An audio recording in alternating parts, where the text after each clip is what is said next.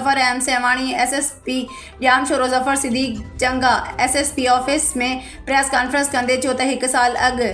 20/11/2023 ते जाम शोरो थाणे जी हद में यूथ हॉस्टल जे साम्हूं 27 सालनि जे मोहसिन भलाई वल्द अल विरायो भलाई खे क़तल कियो हुयो।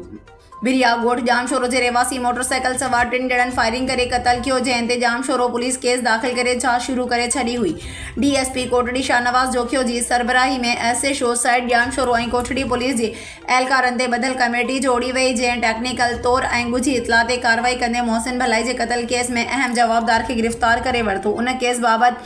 SSP जाम शोरो मीडिया सां ॻाल्हाईंदे चयो त एक नौजवान का मर्डर हुआ था जिसका नाम मोहसिन भलाई सन ऑफ अल्लाह वरायो भलाई, और इस पे जो FIR हुई 302 की FIR हुई। और उसके बाद जो इसका तीसरा मेन दीदार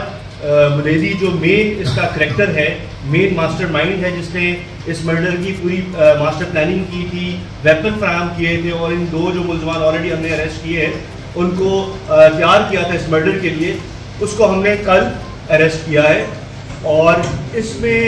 जब